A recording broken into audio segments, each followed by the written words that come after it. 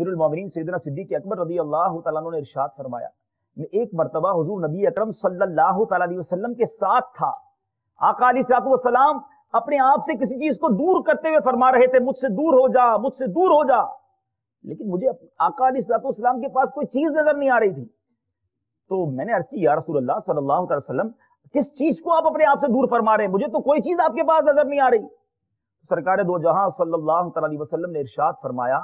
یہ دنیا تھی جو بن سنور کر میرے سامنے آئی تو میں نے اس سے کہا مجھ سے دور ہو جا، وہ ہٹ گئی۔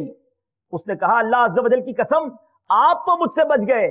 لیکن آپ صلی اللہ علیہ وسلم کے بعد آنے والے نہ بچ سکیں گے۔ سیدنا عمر فاروق رضی اللہ تعالیٰ عنہ خلیفۃ المسلمین امیر المومنین، میرے آقا کو فرمان یاد رہے، میرے آقا فرماتے ہیں میرے بعد کوئی نبی ہوتا تو عمر ہوتا، اور آپ کے بارے میں آتا ہے کہ پاس ایک رجسٹر تھا، آپ اس میں اپنے ہفتہ وار اعمال لکھا کرتے، جب جمعے کا دن آتا تو اپنے اعمال کا جائزہ لیتے۔ یہ جو فکر مدینہ کروائی جاتی ہے ہمیں کہا جاتا ہے کہ اپنے اعمال کا جائزہ لو، یہ طریقہ فاروقی ہے۔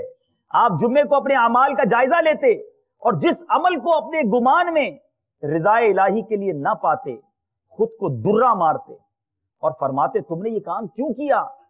جب آپ کا وصال ہو گیا تو لوگ آپ کو غسل دینے لگے تو دیکھا کہ آپ کی پیٹھ اور پہلوؤں پر کوڑوں کے نشانات ہیں۔